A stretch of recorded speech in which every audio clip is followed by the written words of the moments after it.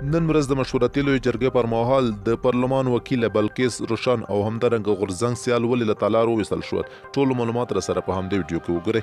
سلام او مینه ملګرو، هیله ده چې روغ او جوړ به وئ. که چېرې تاسو زموږ چینل ته نوي راغلي یاست نو د مهربانۍ له مخې زموږ چینل در سره سبسکرایب کړئ.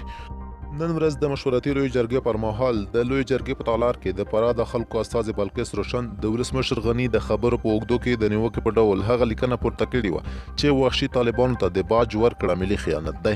خو ولسمشر غني په ځواب کې وویل زه باج ورکوونکی نه یم او تاسو خپلو همکارانو ته قناعت ورکړئ. له بله پلوه بیا د جرګې یو بل تن ګډونوال غورځنګ سیال هم له جرګې وویستل شو.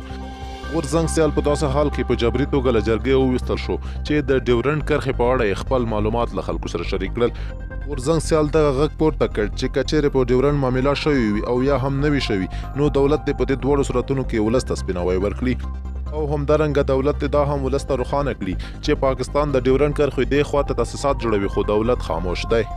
د سولې مشورتي لویه جرګه چې نن ورځ د کابل د لویې جرګې په تالار کې پیل شوه د هغو 400 جنجالي طالب بندیانو په هکله ده چې د طالبانو لخوا یې د خلاصون غوښتنه کیږي او دا د بین الافغاني خبرو د پیلېدو لپاره اساسي شرط ګڼل کیږي. څه هم افغان ولس د یاد مشورتي جرګې د جوړولو سره مخالفت وښوده خو یو شمېر سیاسي فعالان بیا دا جرګه د ملت په خیر بولي.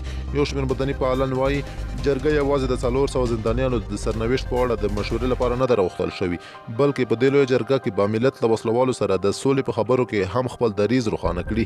وسلوالو او ملاتړو یې ځکه ورسره مخالفت ښودلی چې یو خو به نړیوال د سولې په اړه د افغانانو له دریځ او غوښتنو خبر شي او بل به د هغو 400 وسلوالو طالبانو په اړه چې د بیچاره خلکو قاتلان د مخدره موادو لوی کچکبران او اختطاف کوونکي دي بحث وکړي چې وسلوال یې د خوشي کولو لپاره حاضر دي او دا جګړه به نوره هم وغځوي.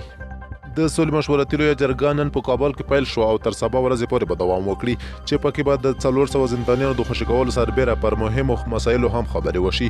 په دې لویه جرګه کې د ټولو ولایتونو څخه شاوخوا 3.5 مخور کسان راټول شوي دي او د دې جرګې لپاره شاوخوا 330 میلیونه افغانۍ ځانګړې شوي دي تر څو د دې جرګې ټول مصارف پرې رفع شي.